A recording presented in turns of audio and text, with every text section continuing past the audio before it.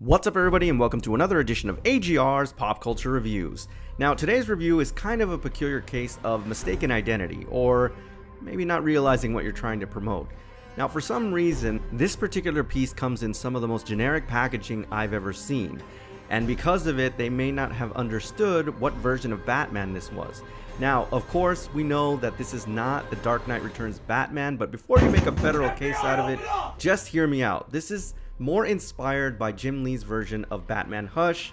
So please, before you blow up the comment section, because you have to be on a crusade to always be right or always point out the flaws in what people are saying on the interwebs, just understand that I obviously know that this is not the Dark Knight Returns Batman, but I do have to signify the way that they're selling this in order for you guys to find it in case you want to buy it, okay? So please, just follow me here.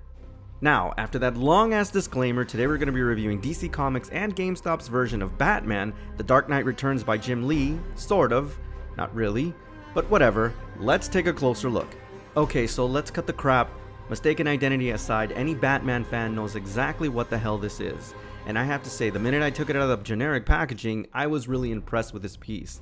Now obviously this is inspired by the Batman Hush by Jim Lee, not The Dark Knight Returns. This head sculpt is beautiful, guys.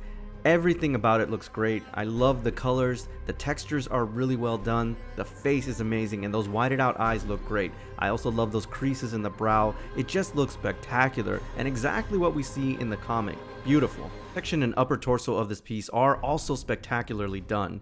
Now pay close attention to the shading here. It really accentuates the muscle, particularly the arms and the pectorals, which are really well done. I have to say, it's pretty spectacular. The Batman insignia also looks great, and it gives it a nice sense of three-dimension because it's protruding out a little bit and it offsets brilliantly against that gray. It's a nice focal point and looks amazing, guys. The wash on the utility belt is also very impressive, and I have to say, I like the muted out colors, a little more realism. Now the lower section of this piece is very interesting because it does incorporate both the top and the bottom. First, let's start with a Batarang. It is just so cool, guys. It's nicely detailed for what it is, but what is really impressive is that it does have a nice wire mesh attached to the Batarang, which wraps around his hand. It looks very realistic. And of course, there's the legs, and just take a look at the detail, particularly because of the shading. The quad muscles really stand out and it looks great. Okay guys, now by far, this is what completely turned this piece over for me, was definitely the cape and the cowl. Just take a look at how gorgeous this is.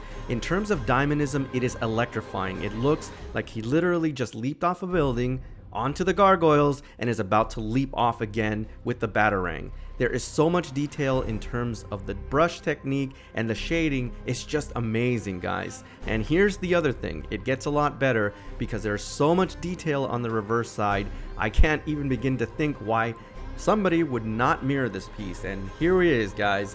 Just take a look at how gorgeous that cape and cowl is. Again, shading is spectacular, gives it a nice sense of diamonism, and you really appreciate it on the reverse side. You definitely have to mirror this piece. Just take a look at how spectacular that sculpt is. Under the right lighting and with some good mirroring, this is gonna look absolutely amazing, guys. So definitely mirror this piece. You won't regret it. It looks amazing.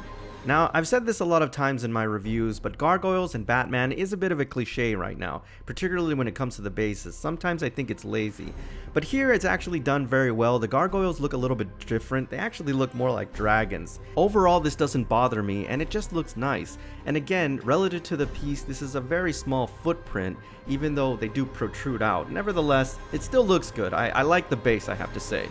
Okay, so listen guys, for me, this is already kind of an infamous piece, mostly because it's been misidentified, and it is so freaking awesome that I definitely have to give it my holy grail seal of approval. And the best thing about this piece is that it's not that expensive, it's just trying to find it right now. That's kind of the issue. Now before I go, I just want to thank the folks over at GameStop for sending this wonderful piece over for review. Alright everybody, so that's my official review on DC Comics and GameStop's version of Batman, The Dark Knight Returns by Jim Lee, even though we know that's not what this is. As always, I thank you for tuning in, and I'll see you on the next AGR's Pop Culture Reviews.